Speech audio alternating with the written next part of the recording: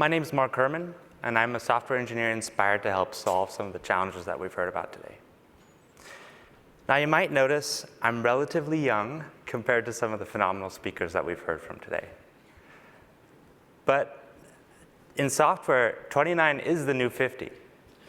Just a few years in tech will see more changes than in other industries in 2 decades. Like in energy, where the pace of change was traditionally glacially slow. But as we've seen in the last several years, the adoption of AI has had a huge impact on resource planning. 15% power demand growth is expected in the next 10 years. Meanwhile, generation has only grown 3.2% in the last 10 years. It is clear today the availability of electricity is the main bottleneck to AI growth. The power industry has to gear up to meet that demand.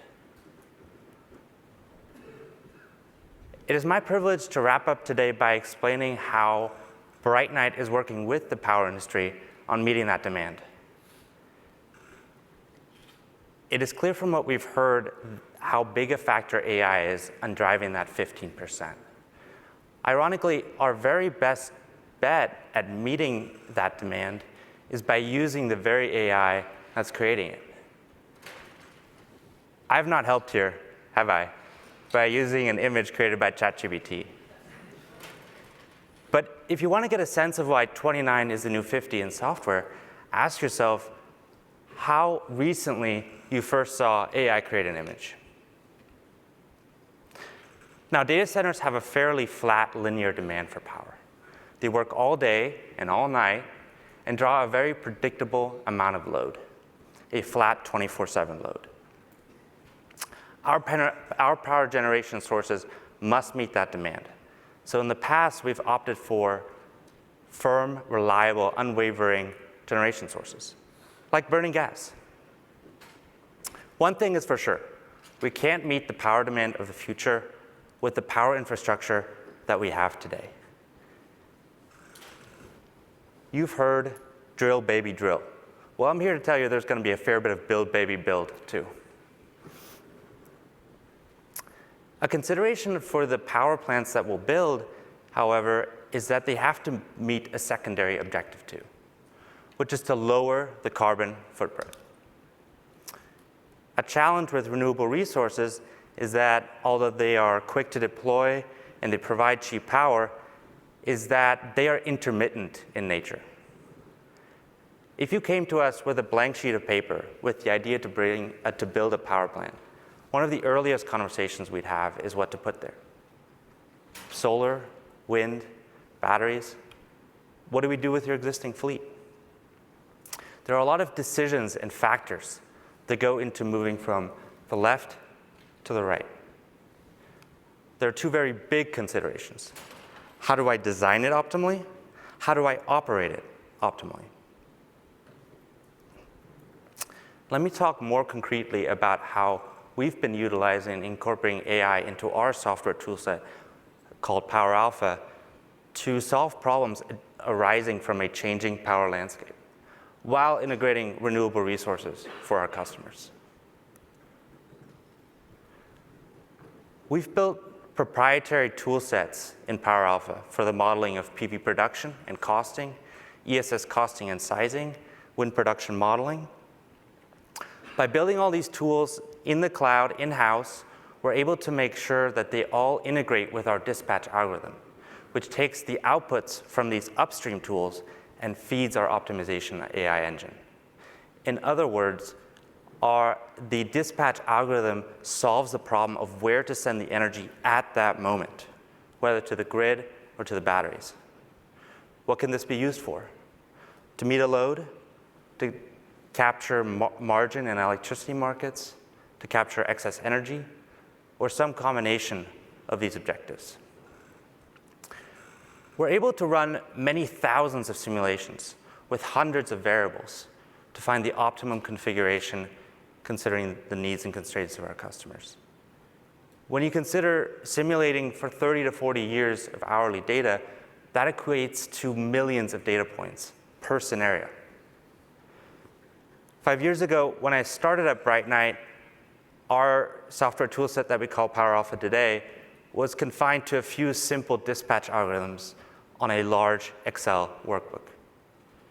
It became very obvious that we need to build software to leverage machine learning and distributed cloud computing to solve these very complex problems. It's incredible to see how far we've come in the last few years, especially considering the available technologies today that were inconceivable 5 or 10 years ago.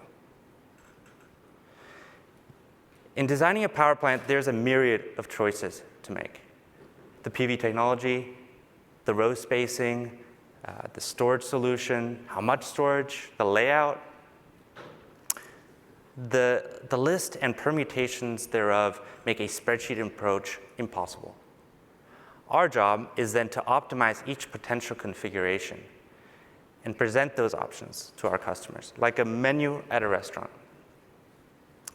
Allow me to make this even more concrete. This is a study that we ran for a data center customer interested in a renewable solution in Arizona, but was unsure of how well their load could be met with renewables and at what cost. This chart shows 1 point for each configuration that we ran for a plant with PV, a short duration, and a multi-day energy storage. Each configuration represents a different size of these assets. And you might recognize this chart from earlier today, in case you still can remember that.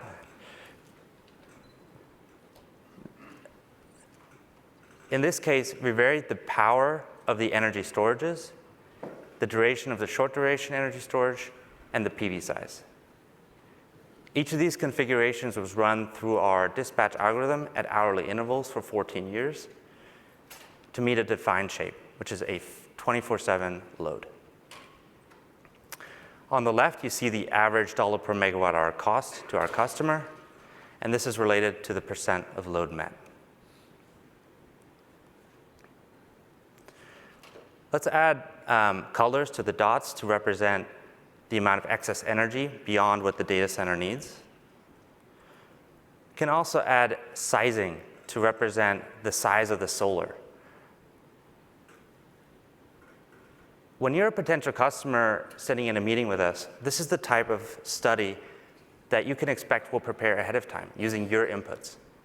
While looking at it, you might put greater emphasis on optimizing certain metrics versus others, and then we can adjust those inputs, rerun the simulation, and review the results in the very same meeting. Let's zoom in on scenarios with at least 90% load met. There are many filters that we can add. Let's limit the size of the PV to less than 650 megawatts DC. Perhaps there's a land constraint. Let's also limit the scenarios with a high amount of excess energy, perhaps load down to below 35%. We can see how that affects the solution space that's left over, and pick a scenario with the right trade-off between PPA price, percent load met, and percent excess energy. We can look at that scenario in a bit more detail. This is a scenario with 569 megawatts DC PV, a 270 megawatt battery with 6 hours of duration. Now, there are many insights that we can get from this page, but let's look at specifically the second chart. This is the percent of load met and the change in load PPA price through 14 years of operation using actual backcasted historical data. You can see the percent in load met decreases linearly as the PV production system degrades. And you can see the changes in the load PPA price, which is due to year-to-year solar variability and year-to-year price market variations. Now, this is just one visualization. We can produce dozens more, so you get a sense of where the value of renewables is for you. If you're operating a data center and you're looking to supply part of your load, you'll want to look at maybe supplying closer to 90% of your load with renewables. On the other hand, if you have highly stringent power requirements in addition to your backup generation, you'll want to look at supplying closer to 99% of your load. We can help you make that decision by looking at the price impact between these two scenarios. This has been a tremendously powerful tool to use in the room, and as every customer is unique, we'd welcome the opportunity to explore what solutions look like for you. What does this mean for our data center customers? Well, we found that these AI solutions enable us to reach 99.9% load factor at 30% lower cost with renewables plus storage in some US regions. This makes very high load factor solutions for data centers possible with technologies that are commercially available today and at costs that beat the next best alternative. So that was a bit about our design and optimize platform. I'd like to talk a little bit now about our operate platform. Over the past year, we worked with customers to revamp their forecasting capabilities. It's not enough to react quickly to unexpected weather. We have to be able to predict it. We took satellite weather and we fed our proprietary PV production modeling tool to forecast production up to 7 days ahead. Integrating variable power sources like solar and wind is challenging for operators because they have to plan a day in ahead to balance supply and demand. If production falls short, plants face penalties. If they produce too much, they have to curtail output or are forced to sell at low rates. Therefore, operators often buy extra capacity to cover potential drops, which lowers renewable revenue and increases grid costs. Better forecasting could ease these challenges, boosting renewable revenue and lowering grid costs. We've spent years augmenting the capabilities of PowerAlpha to have what we think is one of the best PV production modeling tools in the world, with multiple patents pending. We used AI, or more specifically machine learning, to build a digital twin of their plant in PowerAlpha, enabling it to learn from past data to improve future forecasts. We found that we were able to more accurately predict production by up to 7%, leading to a 6% increase in solar revenue annually. Now, getting a forecast wrong and getting your barbecue rained on is one thing. But getting it wrong and losing out on billions in revenue across a network of solar plants is another.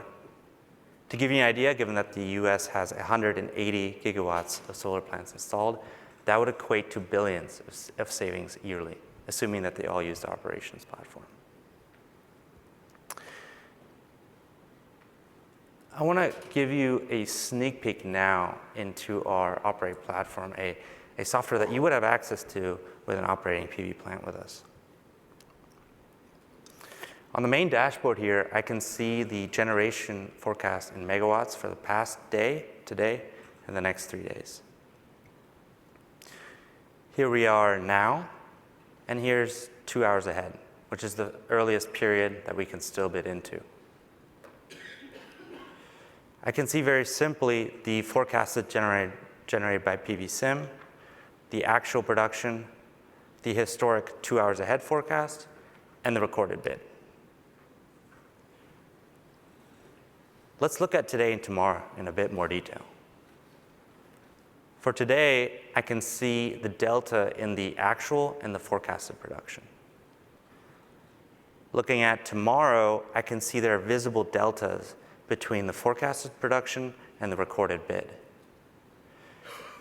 The recorded bid in white shows what has been bid into the market based on the previous day's forecast. Now that we are closer, the production forecast is much more accurate due to a more accurate weather forecast. It looks like it is now forecasting some cloud cover that wasn't there yesterday. Looking at this delta, operators can adjust their bids into the market. energy above the recorded bid is either lost due to curtailment or forced to sell at lower rates.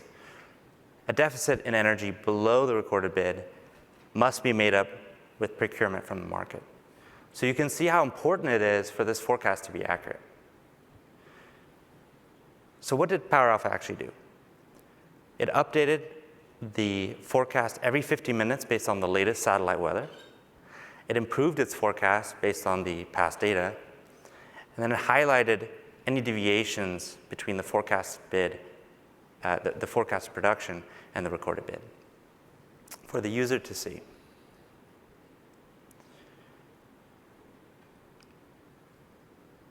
Now, a solar plant has many different pieces of equipment.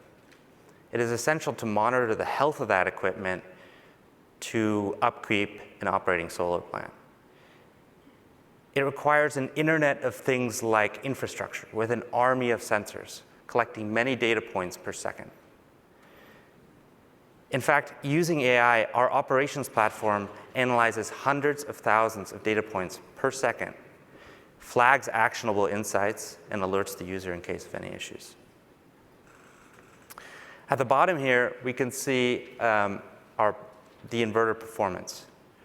We've actually built a tool to analyze inverter performance and alert the user in case of any issues, which is particularly helpful for sites with many inverters. Here I can see one inverter in particular that is operating at just below 100% capacity. To see where on the site those issues are occurring, I can look at the Analytics tab. Here's our project. This is a 300 megawatt plant on a 3,000 acre site. We can see the inverter block level of the PV plant and any issues occurring at the inverter block. Can also look at the combiner box level. Here on the left of the site, I can see some combiner boxes in yellowish green. This indicates that they are operating at less than 100% capacity. This is more than likely due to soiling from passing traffic, which is kicking up dust onto the panels. On the left of the site, I can see another combiner box that has an issue, perhaps due to a loose wire. So that was a sneak peek into an operating PV plant. However, the way to make renewables truly firm is to hybridize, which is to add other renewable resources and energy storage. When we add energy storage, we gain the ability to shape the dispatch profile at the cost of increased complexity. However, with Power Alpha, determining the best time to charge or discharge is as simple as utilizing the same dispatch algorithms that were used in design of the plant. This is especially pertinent when you add wind to the picture. Dispatching these three assets separately and trying to coordinate them manually would leave money on the table. In this way, we ensure the plant output is always optimized to meet whatever constraints and objectives of our customers, considering real-time operating, market, and weather conditions. This is how we provide our customers with firm, reliable, high-capacity factor of power for the life of the plant. The feedback from customers on Power Alpha has been great. They get insight into the window of possibility. They get a sense of the trade-offs between high capacity factor and considerations like cost, emissions, risk, and more. They also love the fact that this isn't a few cookie cutter solutions that they're used to getting. They receive a wide breadth of scenarios. They're all customized toward their situation and condition. This often drives them towards a solution that they haven't previously thought of. In operations, we're able to utilize the same dispatch algorithms that were used in design of the plant to make sure the assets are used optimally. The exciting thing is it doesn't stop here. Look at all the progress that we're making with AI. BrightNight and the industry as a whole is in a great position to capitalize on the advancements of AI to solve the power demand problem posed by AI in other industries. I know that in the next 5 to 10 years, we'll see technologies that are unimaginable to us today, with software evolving to maximize the benefits that they bring. Therefore, I am extremely optimistic about the future of energy, and so should you. Thank you.